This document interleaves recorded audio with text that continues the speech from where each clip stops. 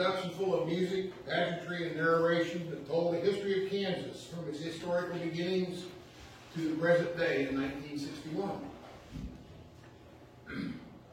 It was produced in commemoration of the centennial and statehood of Kansas and was performed by students of the Winfield Public Schools. I was fortunate to be in the production. Over 500 grade school singers, 400 junior and senior high singers, and a combined band and orchestra of 150 school musicians, plus another 200 pageantry actors participated in the performance, which was to be premiered at the fairgrounds in the spring of 1961. You can only imagine what it was like to bring over 1,000 students together and do something as big as Kansas. It took the dedication and hard work of teachers, administrators, parents, community members, and some very important people who played very significant roles in making this happen. Howard Hogedall came to Winfield in 1951 as head of the Winfield High School Music Department, where he taught orchestra, band, and choral music. He was the driving force behind making Kansas happen and was successful in bringing Ronald Lopresti to Winfield in 1960. Lopresti was a Ford Foundation composer in residence for the Winfield Public Schools. He composed the music for Kansas, with Hogedall writing the lyrics and narration. The high school orchestra and band and chorus all began rehearsing their parts for Kansas at the beginning of the fall semester of 1960. During rehearsals, Lopresti laid the master score out on what I remember was a drafting table and followed along when we rehearsed and he made necessary changes. Dick Brummett, who was the elementary school music instructor and Hogedall's assistant, transposed the individual parts from the score and would make Lopresti's changes on the individual parts and have them ready to go the next day. This was a daunting task, and editing went on for what seemed like to be all semester and well into the spring semester before things seemed to be coming together. We had orchestra at first hour 5 days a week, which facilitated this process. Brummett and Leonie Newland, who was a string teacher in Winfield, were instrumental in preparing the individual students in learning their parts. The narrators, which I cannot find any pictures of, were selected for their different styles of diction and delivery. They were Miss Marguerite Schreiber, Mrs. Marguerite Flick, the Reverend Everett Mitchell, and the Reverend Harold Parker. Flick and Schreiber were both teachers at Winfield High School. At the time of Kansas, Bill Medley was principal of the high school as well as president of the Winfield Rotary Club. Nice young picture up there. Yeah. You wouldn't recognize it. I did something with That's a that. young picture. He was the chairman of the Centennial Committee and is credited pulling the school district and the community together for this commemoration. In the spring of 1961, rehearsals became more serious and preparations were underway to premiere the production in early May. Local civic clubs and businesses contributed time, money, and energy to make ready a plywood stage for teachers or for the orchestra in front of the grandstands at the fairgrounds. Other sets were also constructed and put in place. An article by Charles Booth in the April 19, 1961 edition of the Winfield Daily Courier was headlined, "Kansas to be unique in the state pageant events." It read in part, "Dozens of Kansas cities are having centennial programs this year, but Winfield's probably will have the distinction claimed by no other town. Kansas Pageant Kansas is an entirely original show with music and script written just for it. It will be produced entirely by local people handling all the parts." Students. Taking part in the production will be Winfield school students at both grade and high school levels, the Winfield Saddle Club, the Winfield Square Dance Club, heavy equipment operators in the oil industry, various units of aircraft, commercial and military. Between 200 and 300 people and hundreds of animals, pioneering modern vehicles will participate in the pageantry. The production will run 2 hours with a procession of scenes depicting Indians, Spanish explorers, Kansas trails, cow towns, sodbusters, Early Day Winfield, Discovery of Oil, and Industrial Kansas. It's too bad in some ways I was not able to sit in the audience and see all this stuff. The premiere was set for May 4th, 1961 Fairgrounds, but Mother Nature had other plans. It had been a wet spring, and the day before the premiere, the Wallen River flooded the fairgrounds, and all the staging and sets were washed down the river. If you can see out from the grandstands, you'll see well, here, I think I can show you. Out in the rodeo arena, you'll see the deal looks like this. That was the risers for the chorus. And this is still, the river had not crested yet. Those were washed away. Everything down there, the sets, the staging, everything was washed away. So, John, did we ever rehearse at the fairgrounds? We did Before later. the rain started? Not before that. Not for that, okay. The production was moved to Stewart Fieldhouse, that girl, on the Southwestern College campus where it debuted May 9th, 1961, and again the next evening to capacity crowds at both performances. All performers wore period clothing and costumes, some of which Cindy already showed you. That's the best my mother made and made me wear. The cast of performers was so great a number that only half of the grade school student choir could participate each evening. And if you'll notice, it's pretty well defined in the photograph where the symphony is right here, the orchestra right here. This is all chorus back here, and that's all chorus back there, and that's some of the pageantry on the stage back there. So you can see we're pretty well packed in there.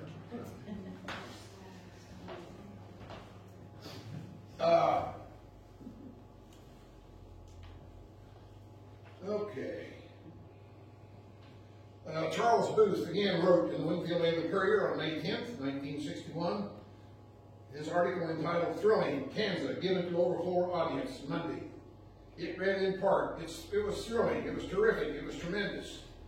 Lacking any bigger or better adjectives, that was the unanimous opinion of the overflow audience that filled every corner of Stewart Fieldhouse for the premier Kansas performance.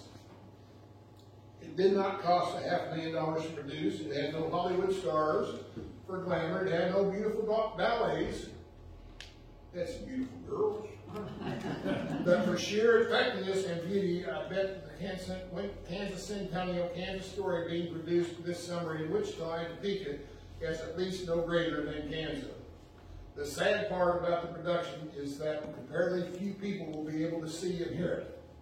It undoubtedly could play to a full house for a week, but only another 2,500 can be accommodated tonight. Even in a much rehearsed school production, one expects a few premature entrances, a few sour notes, or some distracting instances. None were apparent that last night, and the performance had a professional finish that would do credit to any of the nation's professional symphony orchestras. All in all, Kansas was a never-to-be-forgotten event by those who participated. It was another outstanding accomplishment for Winfield and the School of Music Department for Howard Hogedal and for Ronald Preston. Governor John Anderson and Mrs. Anderson were in attendance one of the nights. See the tie he's wearing? There it is. Did he give it to you? To say that's his, I'm not going to say.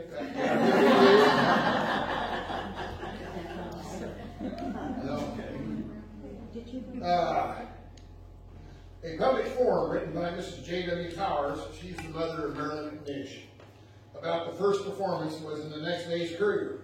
She wrote, "The history of Kansas really lives in the hearts and minds of all who were privileged to listen and see the presentation of Kansas at Stewart Fieldhouse last night. Over 700 children and youth had a part in the presentation. The music was soul-stirring. It was one of the best musicals I've ever heard. Remarks heard as I was leaving the performance were, 'This should go to New York. I hope it's published. Would like to have this music recorded.' Tears rolled down my cheeks. I sat on the edge of my chair. Nothing has ever happened that makes me prouder to live in Winfield. Congratulations and thanks to Ronald Lopresti and Howard Hogedal for the real contribution to the history of Winfield and Kansas. Thanks to all who worked so earnestly for the musical's great success. Citizens of Winfield, do not miss the second performance of Kansas at Stewart Fieldhouse tonight at 8 p.m. The orchestra traveled the next week and performed selections of Kansas music in concerts at Kansas University, Kansas State University, and Junction City High School. Some of the numbers were also played in the 1961 graduation later that month. I remember we stayed in Topeka when we were on that trip that night at the Kansan Hotel or one of those hotels up there. And the windows would open. And we're up on the 5th, 6th floor or whatever. And somebody brought some balloons. Well, you know what happens when you're highly elevated. And Bill Medley was one of the chaperones on this trip. And he came around sometime, I don't remember what it was. Basically, laid the riot act, so, you know, we don't be doing those water balloons anymore. But anyway, it was part of the fun one day. At the beginning of the fall semester in 1961, we were told we would be performing Kansas at the fairgrounds in late September.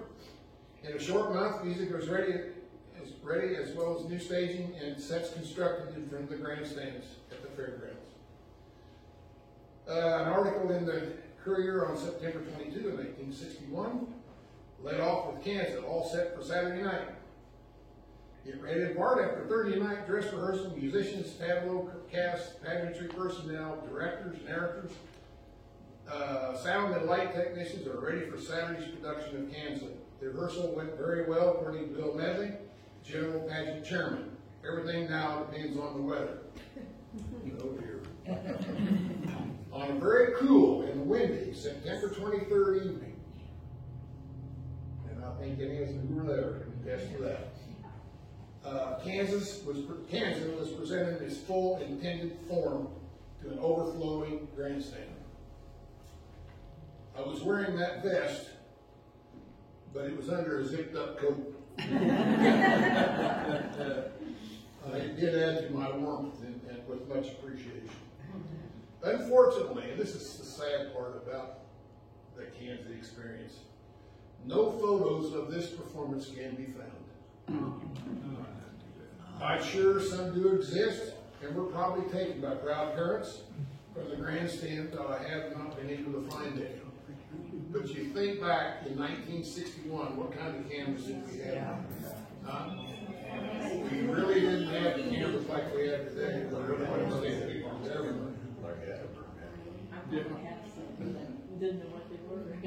Of the performers, Charles Booth again wrote an article concerning his impressions in the September 25, 1961 edition of the Courier. In an article titled "Thrill Shivers at Kansas." A crowd of over 3,000 at the Grant Ferris Grounds grandstand Saturday night alternately thrilled with the music and pageantry of Kansas and shivered in as chilling winds swept through the grandstands. Though it was far from comfortable for the 1,200 participants and for the big audience, practically all felt it worthwhile because comparatively few left before the 2-hour production was over. The whole production, music, narration, action, blended to make an evening's entertainment which will be talked about and remembered. I'm getting a glare here all The music, however, undoubtedly will have numerous performances in future years by Winfield High School groups, as well as other organizations throughout the country.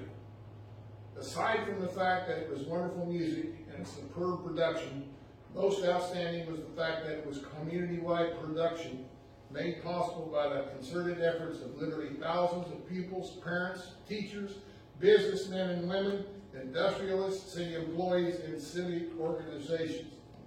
It is a rare example of what Winfield can accomplish in a big way when something worthwhile is offered to them. The original May 4 premiere at the fairgrounds was to be professionally recorded by Century Custom Recording Service in Lawrence, Kansas. But that didn't happen due to the flood. However, in the fall of 1961, the high school orchestra band and choruses, along with the four narrators, gathered at Winfield High School Music Hall, which has since been torn down, on a Saturday morning to record the production. It came out as a 3 LP volume and can still be found in many Winfield homes as well as in other communities around the country. We have some here, they're all over around here. I've seen it on eBay for sale as much as $50. The museum has both the album and a program signed by both Hogedal and Bill Presti in there in that cabinet back there behind him. Ronald Presti remained. He looks so much like Sal Minnow. Well, Presti remained in Winfield during the next school year, but then left for a position at Arizona State University in Tempe, teaching music theory and composition. The high school orchestra performed a concert at Wichita State University in November 1961 that featured only select music from Kansas. The high school orchestra continued to play Kansas selections at various times until Hogedal left Winfield in 1972 to take up a teaching position at Emporia State University. Billy. Bill Medley, the former high school principal mentioned earlier, had returned to Winfield in the early 1980s as superintendent of schools. It was his hope and desire to have a production of Kansas performed in commemoration of its 25th anniversary.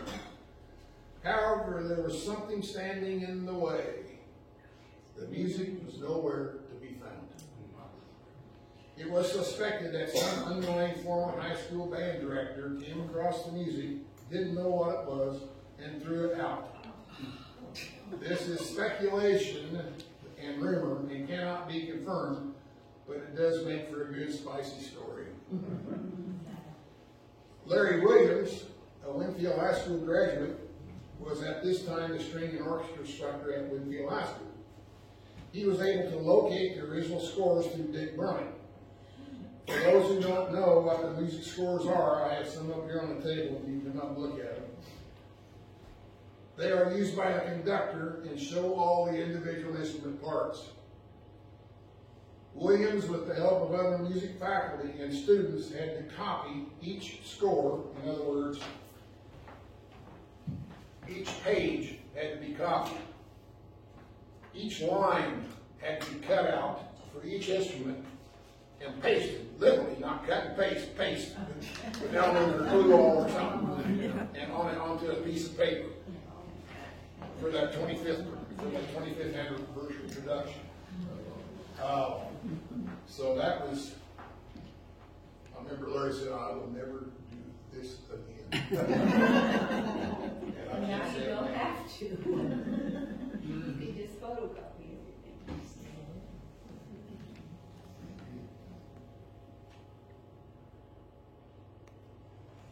Okay, we're ready for the next slide. The music was also handwritten, which made some of the music hard to read and made rehearsals a nightmare at times. But the production did go off as planned on May 3rd, 1986, in the Winfield High School gym with Hogedal and Brent Brummett being honored. After this experience, some of the instrumental music was electronic transferred to printed parts by Jim Strand, who was head of the Fine Arts Department of Southwestern College. Other preservation work is also being done by Woody Hodges and Alvin Lowry to transfer other parts to print. Both former music students and instrumentalists in the original Kansas.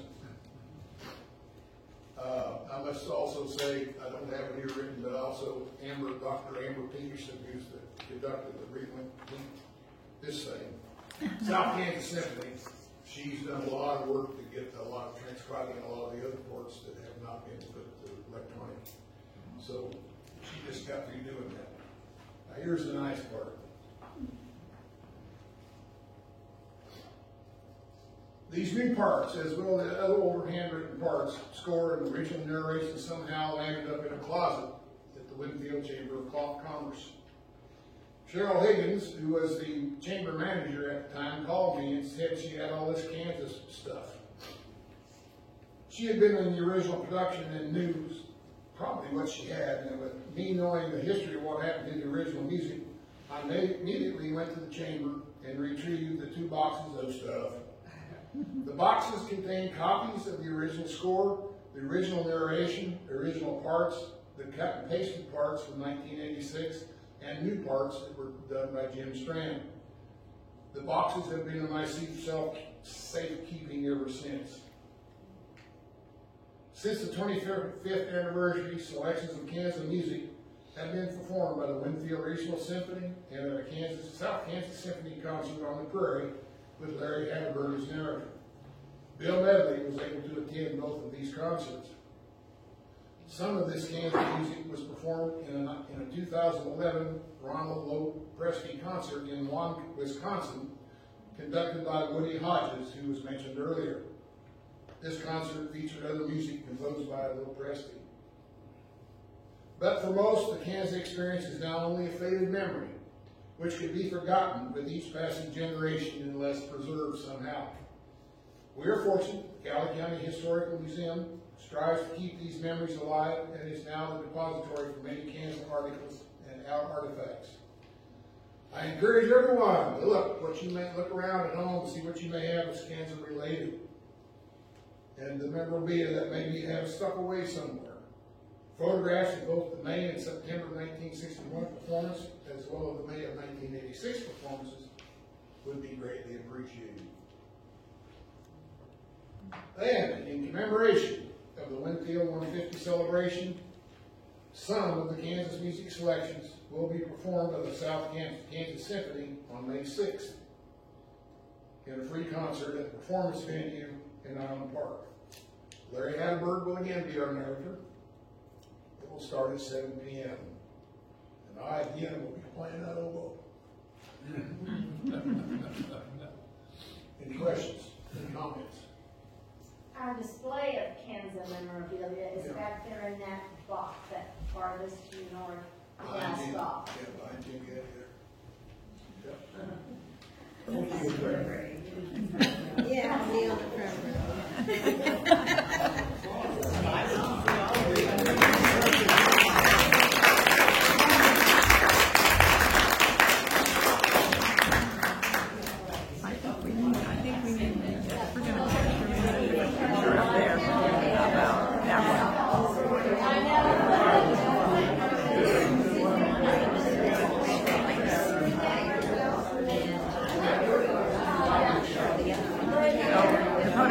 Probably don't want that in their face, do they? What do we need to do for that?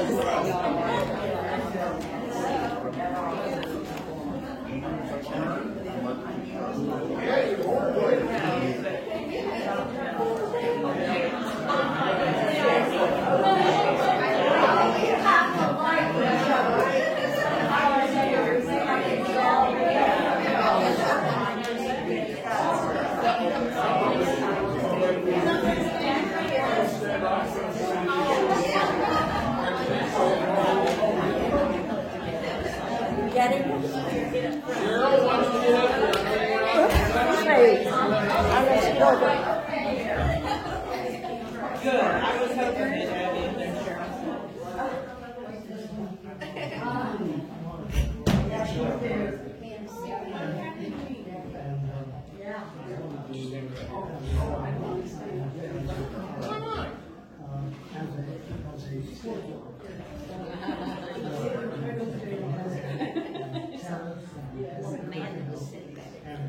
Everybody say Kansas.